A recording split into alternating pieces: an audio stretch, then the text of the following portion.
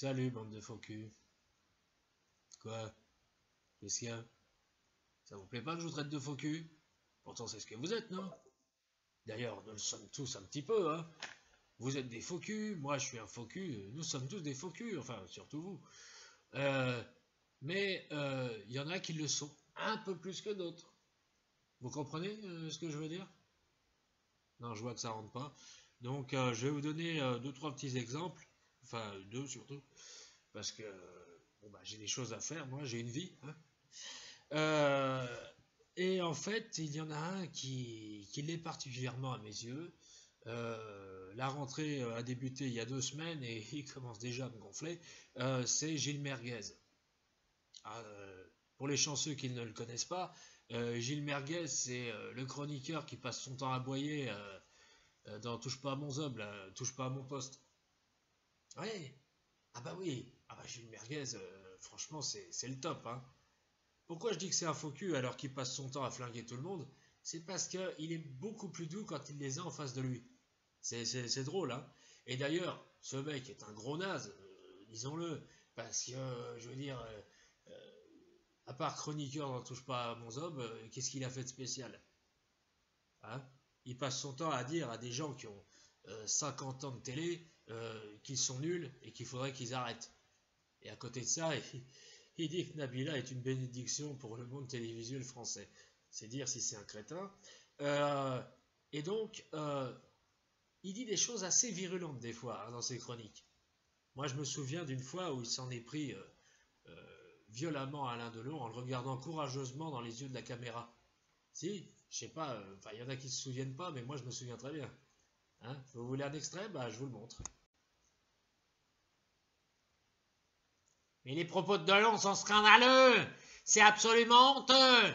Et d'ailleurs, je lui dis en face, en regardant bien la caméra, Delon, ça rime avec poltron. Qui ça? Jean Estar, mais Jean Estar, moi je le prends quand je veux, moi. J'ai pas peur de lui, moi. Et je lui dis bien en face, dans les yeux de la caméra. Joey, quand tu veux, je te défonce. Quand tu veux, je te casse la tête. Parce que t'as aucune culture, t'as un melon comme ça. T'as une carrière nulle, aucun succès, rien du tout.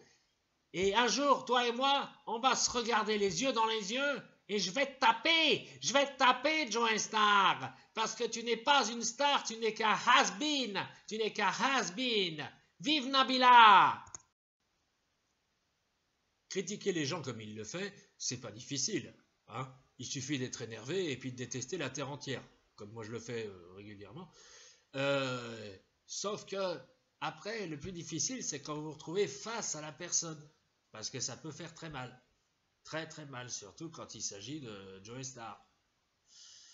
Et d'ailleurs, il y a environ 2 ans, il nous l'a montré. Hein. Ouais, parce qu'il s'est retrouvé en face de lui.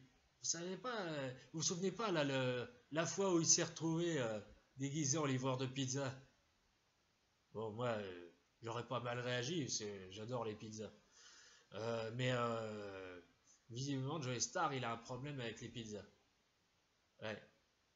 Ah oui, parce qu'il n'a pas du tout adhéré. Hein. Et d'ailleurs, Gilles Verdez, moi je m'attendais, après tout ce qu'il a dit sur tout le monde, je m'attendais à ce qu'il rétorque méchamment, violemment. Et en fait, c'est pas vraiment ce qui est arrivé. Hein. Regardez. Todo, gentil Joey, pas taper. C'est pas grave. C'est pas grave. On se calme, Joey. On se calme. Gentil, pas mordre. Mais donnez-lui un morceau de viande, que ça le calme un petit peu. Au revoir, Joey. Tu es très aimable, Joey. Oui, Cyril. Oui, je voulais vous dire, j'ai mal à mon œil. Comme vous pouvez le constater, Gilles Merguez est une grosse tafiole. Et en plus, c'est un faillot. Et c'est terrible. Hein. D'ailleurs, faillot, c'est trop léger pour le qualifier. Je dirais que c'est un soissons. Vous savez, les gros haricots, là. Et puis, comme les faillots à haute dose, il nous fait vraiment chier. Hein. Bon. Vous voulez voir comment il faillote avec son patron?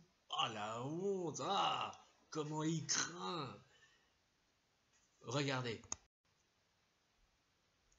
Ah, merci de m'avoir défendu, cher Cyril. Ah, Cyril, t'es vraiment le meilleur des patrons. Heureusement que t'es là, sinon j'aurais plus de boulot. Ah, tu veux que je te lèche le pied? Ah, mais avec plaisir. Ah, si tu veux aussi, je te lèche tout le corps. Merci, Cyril, merci. Ah, j'ai plus mal nulle part. Alors, depuis peu, Gilles Merguez anime une émission qui s'appelle, enfin, je sais plus le nom. C'est un truc sur les faits divers. C'est vrai que quand on le regarde, on a vraiment envie d'en commettre, hein. Enfin bon, bref. Toujours au sujet des faux culs, moi, il y en a un la semaine dernière, mais qui m'a fait halluciner. Quelle déception. C'est Jean-Luc Mélenchon. Moi, je l'appelle Jean-Luc Roblechon. Vous avez vu comme il s'est déballonné devant Emmanuel Macron? Ah, j'ai eu envie de vomir, mais un truc monstrueux, quoi. Parce que Jean-Luc Mélenchon, quand il parle de notre président, lui, c'est plutôt ça, vous voyez. Macron, c'est un connard, un président de merde. C'est le pire président qu'on ait jamais eu. J'ai l'âge d'être son père, moi. Je vais lui botter le cul, moi, ce petit trou de balle. Amenez-le-moi que je lui casse la gueule. Moi, j'ai pas peur, moi, j'ai peur de rien, je dis ce que je pense. Imbécile. Après une réaction pareille, on s'attendait à ce que ce type fasse preuve de courage. Une fois confronté à lui, le prenne entre quatre yeux et lui dise clairement ce qu'il pense. On s'attendait même à une certaine violence de sa part. Et là, il y a quelques jours de ça,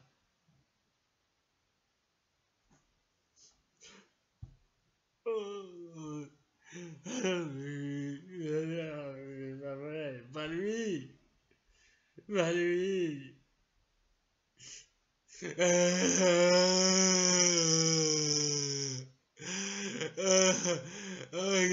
La déception, elle est affreuse.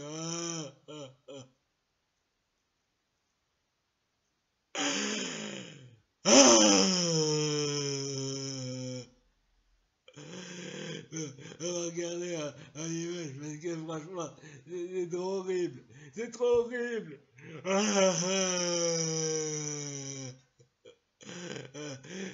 Regarde, ça va peut-être me calmer.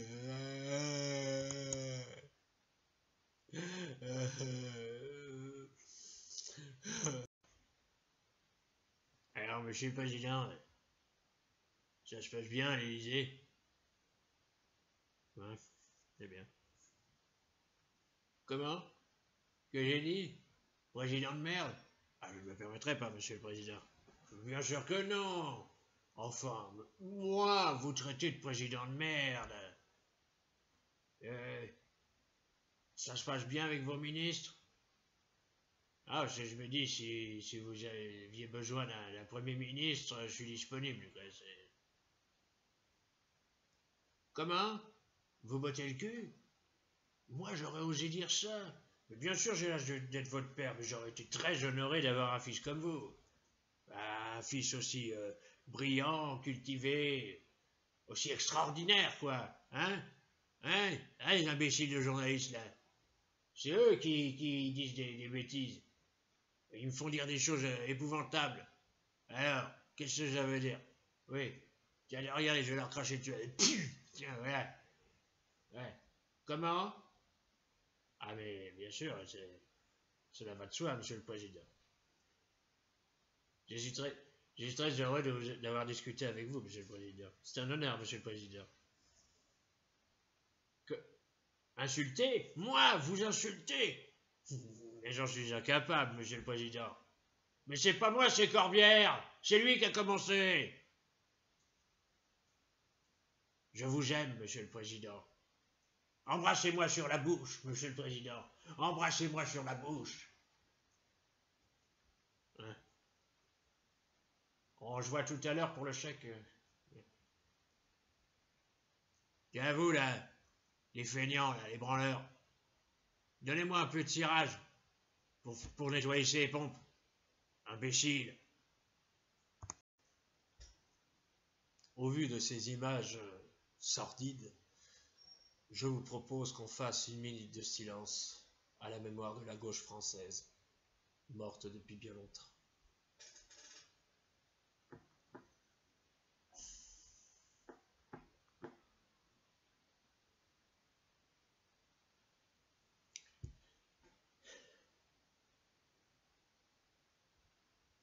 Oh, puis merde, on s'en branle de la gauche.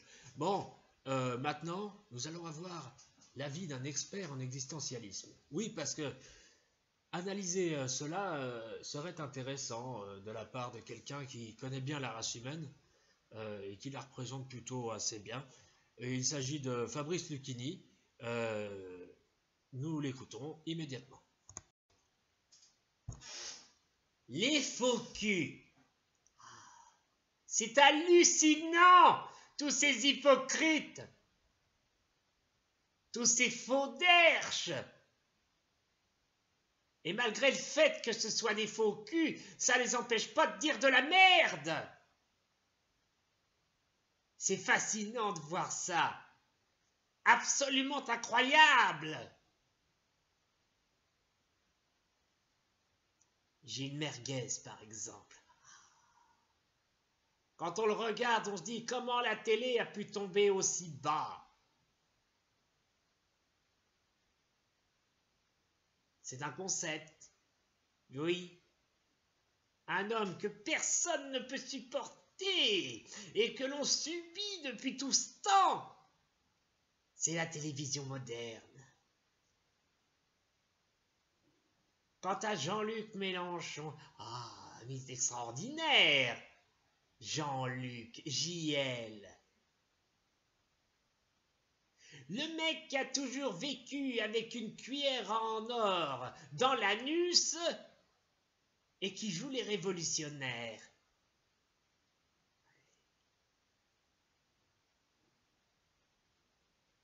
Il est au monde ouvrier et à la précarité ce que Nabila est au monde intellectuel. Le degré zéro! Le degré zéro! Mais c'est absolument incroyable! Et le pire, c'est que ça nous donne des leçons. Ça se la joue chef de tribu. Avec les petits toutous de sa secte qui le suivent. Moi, je ne suis aucun chef de tribu, si ce n'est ceux qui ont le pouvoir.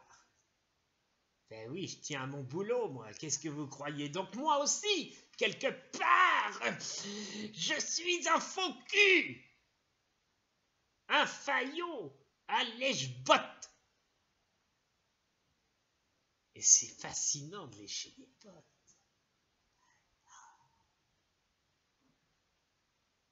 Et oui, si vous voulez garder votre travail ou en trouver un, il faut faire preuve de complaisance. Et Jean-Luc Mélenchon, il l'a très bien compris.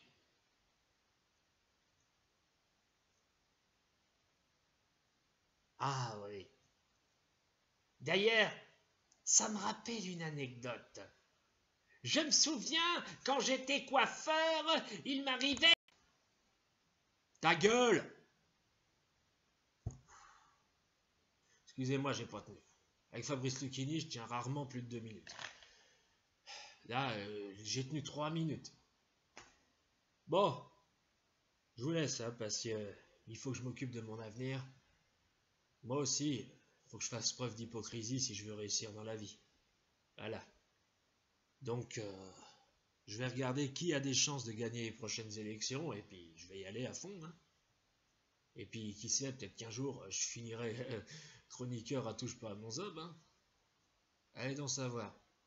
Allez, à la prochaine.